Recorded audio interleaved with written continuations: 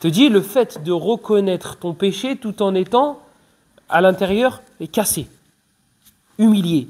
Tu te rabaisses devant Allah. Tu es vraiment, je regrette, je n'aurais pas dû.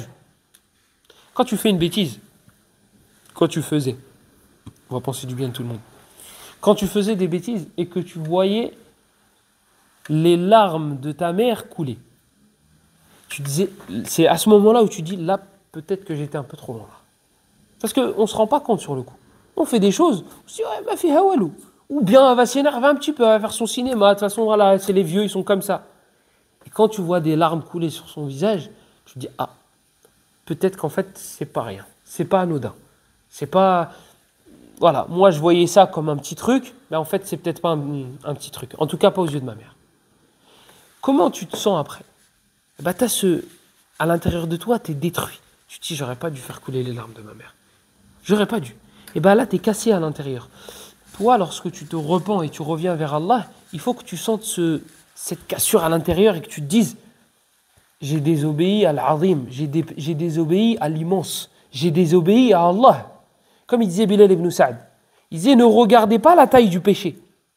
Nous, on est là, on dit, ouais, c'est un grand ou c'est un petit? Ce péché, c'est une kabira, j'ai besoin d'un repentir, ou bien ça va, c'est petit, allez, c'est bon, tranquille. Bilal ibn Sa'd, il te dit, ne regarde pas la taille du péché. Tu regardes la taille de celui à qui tu as désobéi. Et là, quand tu vois les choses comme ça, tu dis, ah oui. Et ça fait partie des sifat des mu'minin, de voir leur péché immense. Comme il disait Anas ibn Malik, radiyallahu anhu, innakum la ta'maluna a'malan hiya adaqqu fi a'yunikum min ash-sha'r in kunna na'uddu ala 'ahdi an-nabiy al-mubiqat. Alayhi salatu wassalam. Il dit, vous faites, il parle au tabi'in, Anas, hein? Il parle au tabi'in. Il parle à des gens qui adorent Allah matin, midi et soir, qui lisent le Coran matin, midi et soir. Il parle à des gens qui connaissaient le Coran à 15-16 ans. Il parle à des gens qui restent aux assises et qui yulazimoun al-masajid. Ils sont attachés aux mosquées. Anas, il parle à ces gens-là. Il leur dit, vous faites des actions que vous banalisez, des péchés que vous banalisez. Il dit, à l'époque du prophète sallallahu alayhi wa sallam, on les comptait, on les mettait dans la liste des mubiqat, des péchés destructeurs. Si Anas, il dit ça au tabi'in, bah si Anas il était vivant, il serait mort direct après. Là, Allah il lui redonne son âme, il ouvre les yeux, il dit, ouais, c'est bon, j'étais mieux mort. Parce que c'est des choses, des fois c'est des mubiqat.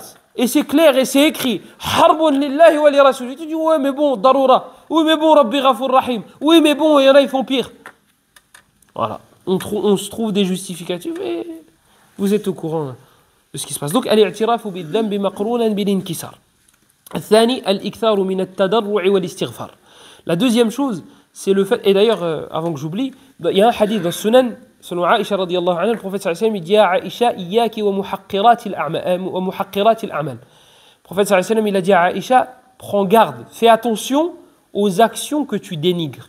C'est le péché, tu dis, c'est rien ça, c'est rien, tranquille. Il lui dit, fais attention. Et dans un autre hadith, c'est venu que lorsque tu fais un péché, il y a un point noir sur ton cœur qui s'installe. Si la personne se repent, on l'enlève. Si la personne ne se repent pas, eh bien ça lui fait un point noir, plus un deuxième, plus un troisième, plus un quatrième, jusqu'à ce que le cœur soit recouvert de ces points noirs. وَذَلِكَ الرَّانِ الَّذِي ذَكَرَهُ اللَّهُ سُبْحَانَهُ وَتَعَالَى فِي سُورَةِ الْمُطَفِّفِينَ. Le hadith est dans Sunan al-Tirmidhi. طيب الإكثار من التضرع والاستغفار. Donc le fait de beaucoup demander pardon. Et en vrai, celui-là, il émane du premier.